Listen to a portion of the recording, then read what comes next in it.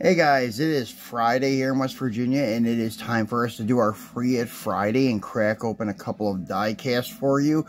We already cracked open an action figure. I bought a Nika Pennywise the Clown from Stephen King's movie The It for my display with Christine. Wanted one of those standing there, so we did that unboxing earlier. So this unboxing, it may already be Saturday before the time it gets loaded and such. So forgive me for being a little late. But today we're doing a Free It Ford Friday. And we have a couple of M2 machines, Fords here. A couple newer releases. Randomly picked them up. And a customer of mine purchased these already, and he wants me to send them with no package. He tries to keep it cheap on the shipping, so everything he buys, he always has me open. So I figured, since I'm opening these anyways, I might as well do a video on them and take a close-up look. I've never unboxed one of their 32 Ford Coupes yet. I have unboxed some vans in the past, the A100s and these Econolines, but this one is really cool. I would like to see it without any of the Edelbrock stuff on the side. Maybe the E on the door, and that's it. And just get rid of all this other stuff on the side. I bet that thing would look killer, all red. But anyways, we're going to take a look at these together. And we're going to start with the van, since that's the one right here in my hand.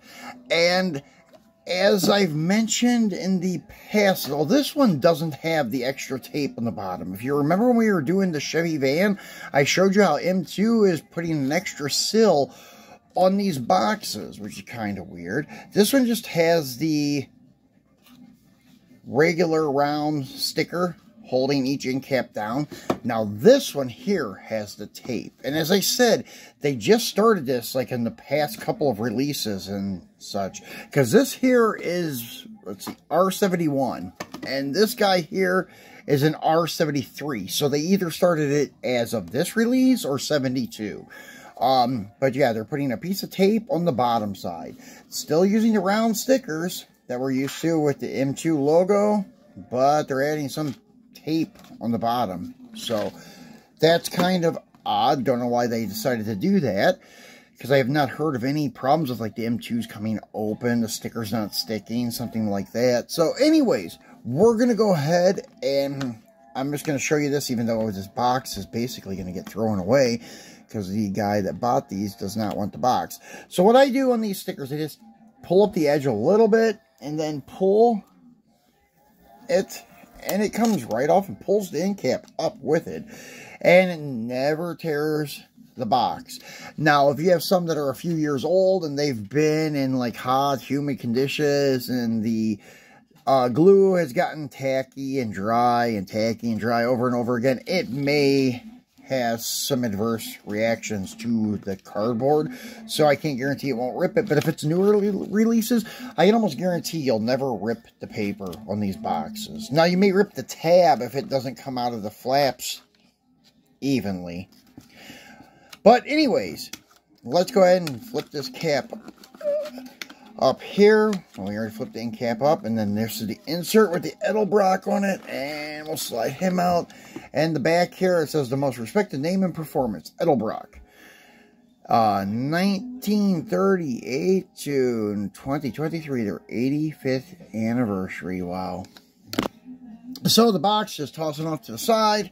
We got the display case here, and I got a bunch of these little cubes laying around, but they're handy. As you can see, I reused a couple of them. These are the low profile bases that usually come on the 4x4 trucks, because what I did is I snipped off the little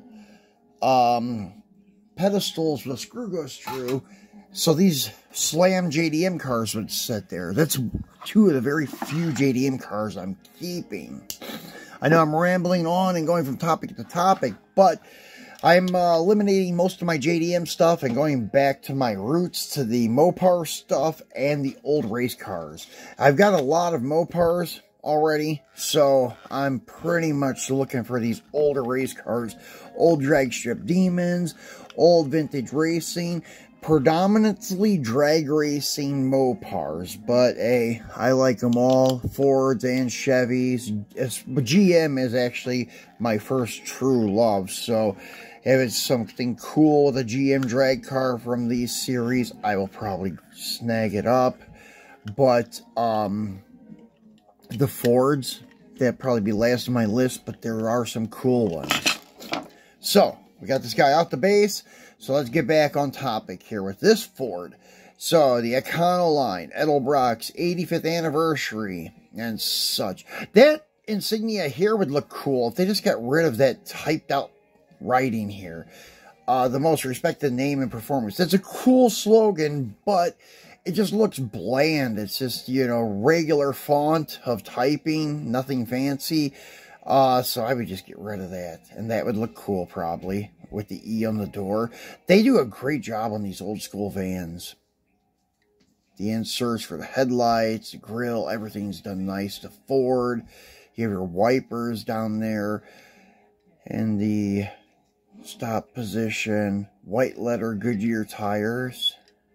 I didn't notice that. Yeah, they're there on that side too. And going around, nice details, the Ford logo, door handle, and license plate, and even the little license plate light dome there. Tail lights are detailed.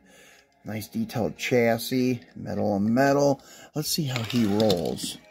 Actually, that's pretty nice. I have a lot of vans, the ones with these skinny tires, they usually wobble really bad. This one's actually pretty nice. He's getting a nice roller. That's the one thing I told him. I'm not responsible for how these things roll once I open them, because M2 and Greenlight are notorious. Luckily, I only have some Outer World, Johnny Lightning, and M2 stuff to open for him. So let's move along to this guy here, and this is the Kennedy Brothers 32 Ford Coupe. I don't know much about these guys. This is a 1932 Ford 3-window coupe. And yes, they count just the side windows and the rear window. If you're saying, well, it has 4 windows. They only include the side glass and rear glass. They do not include the windshield. The 5-window coupe has the little windows in the B-pillar. And it's a little bit longer and such. It looks like an extended cab pickup, I guess you could say. That's your 5-window coupe. And I've always liked the 5-window a little more. I don't know why, but it just looks better, in my opinion. I'm right now looking at my 32 Ford. As you can see him over here. And I do have some Fords. And it's my 5-window RLC coupe. So, let's get this guy open. Pulling the tab up. And oh no, it won't open all the way. Ah, that's right. It's got the tape there. So, let me get the handy-dandy pocket knife out, and then we're just going to cut the tape here. There we go. So, as I said, I'm not sure why they started doing that. And on the back side, you can see, now this has a Kennedy Brothers logo, bomb factory, and such. I wonder if it was a bomb factory and such back then, because I know a lot of these old bombs, missiles, fuel tanks, and stuff like that were turned into salt flats racers. So, they could have been a bomb factory turned speed shop after the war. Not sure. Don't know much history on that, but I bet it is pretty cool. So, here you go. It's got that logo on the door, which is pretty cool. Some robot running down the road carrying 2 bombs in his hand. So, or 2 missiles. Or bombs back then. So, anyways, let's get him out.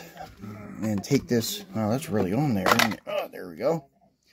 And here's your red primer. That's what it looks like, a red primer. But it does have a little bit of a gloss to it. And yeah, it doesn't open. I don't think. It looked like it did, or like it would come off, but I don't think this has a visual engine, like a visible engine, I should say. But anyways, overall, it looks cool. It looks like something straight from the 50s. Hi, boy. That means that it's not channeled down over the frame. It's the original mounting of the body on top of the frame. The channeled ones would be sitting down real low. You wouldn't see the frame. Nice detail on the tail lights. Fuel tank back here. And old school bias ply tires, I would say, with steely rims and moon caps. And your headlights there. And nice detail on the grill. And very small windshield. I don't know how these guys see out of those really excessive chopped roofs like this one. But they do. So, I'm going to unscrew him, and we'll take a look at him, and we'll wrap this up for our free at Ford Friday with M2 Machines as our guest. So, pretty cool. This one actually, wow, he rolls really nice. I mean, like, nothing. There's no issues at all. Wow, I almost regret getting rid of this one. This is actually a pretty cool looking car. It looks like an old school race car from the 50s. So very nicely done by M2. They're getting better with the bent axles on these vehicles. As I said, like the 4x4s, the lifted trucks, those things are awesome how they roll. They're actually becoming a regular phenomenon for them not to have a bent axle. It's kind of cool. And these skinny wheel cars, this has a little bit of a wobble, I feel, but not much. This has nothing. It's amazing. So that's it for our Ford Friday, guys. So I will be back again. I doubt this weekend, but I will be back on Monday for a Mopar Monday. I got a pretty cool Greenlight 69 Charger to unbox for you. Not from you, but for you. And it is the one that was built for the dealership in Cincinnati to represent the the Bengals in the football league when they first obtained that football team. So it's got a cool write-up on the back of the card. I'll read it to you guys when we do the video. Well, we'll be doing that on Monday, so be sure to tune back in for that, and have a great weekend, guys.